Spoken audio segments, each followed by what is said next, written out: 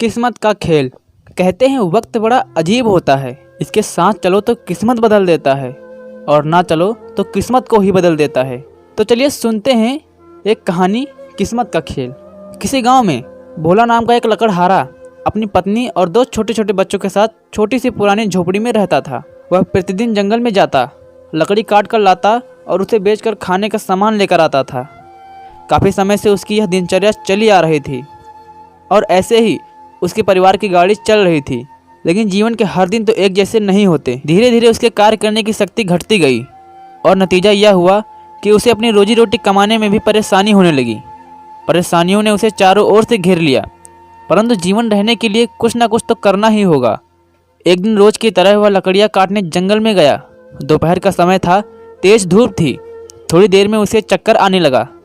वह एक बड़े से पेड़ के नीचे बैठ गया और थकान के कारण कुछ ही देर में उसे नींद ने आ घेरा। जिस पेड़ के नीचे वह लेटा था उस पर तोतों का एक जोड़ा रहता था।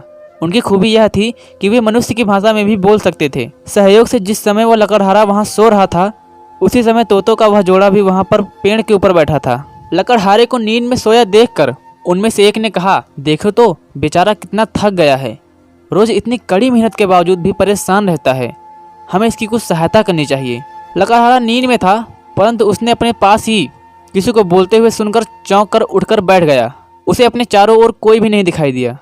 फिर उसकी नज़र ऊपर की ओर गई तो तोतों के जोड़े को देखकर और उन्हें मनुष्य की भाषा में बोलते देखकर वह हैरत से चौंक पड़ा। लकड़हारे को इस स्थिति में देख उनमें से एक ने कहा, हाँ हम ही बोल रहे हैं, हम बात कर रहे हैं कि इतनी कड़ी मेहनत करते हो तभी परेशान रहते हो। हम सब कुछ देखते हैं, समझते हैं। उनकी बात समझकर लकड़हारा निराशा भरी आवाज़ में बोला, अब क्या करूं? मेरे भाग्य में जितना है उतना ही मिलेगा, भला कोई क्या कर सकता है। तोता उसकी बात सुनकर बोला, हाँ भाई ठीक कहते हो, सब कुछ किस्मत का ही खेल है, लेकिन जब जो मिलता है उसे कोई टाल भी नहीं सकता। वह तभी मिलता है, पहले नहीं मिलता। लकड़हारे ने चौंकते हुए कहा, क्या मतलब? मैं समझा नहीं कि तुम कहना क्या चाहते हो। तोते ने उसे समझाते हुए कहा, अब तुम अपने भाग्य को ही ले लो। इतने समय से तुम इस जंगल में आ रहे हो, लेकिन यह नहीं जानते कि एक बड़ा खजाना तुम्हारे कितने पास है।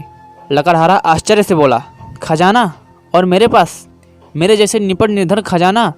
क्यों मजाक उड़ाते हो मेरा? मैं ही गरीब मिला बेवकूफ़ बनाने को? कहाँ मैं और कहाँ खजाना? यह तो मैं सपने में भी नहीं सोच सकता। तोते ने बड़े विश्वास के साथ कहा, नहीं भाई, यह बात झूठी नहीं है। तुम जिस स्थान पर बैठे हो उसके ठीक नीचे एक बड़ा खजाना छुपा है। विश्वास ना हो तो खोद कर देख लो। तोते की बात सुनकर लकड़हारे की उत्सुकता जागी और उसने ज़मीन को खोदना शुरू कर दिया। काफ़ी देर तक खोदने के बाद भी जब ज़मीन के भीतर कुछ नहीं मिला तो पसीने पसीने होते हुए वह झल्ला कर बोला, क्यों बेवकूफ़ बनाते हो मुझे? मैंने तुम्हारा क्या बिगाड़ा है जो मुझसे ऐसा खिलवाड़ करवा रहे हो? यह कहकर वह वहाँ से जाने लगा।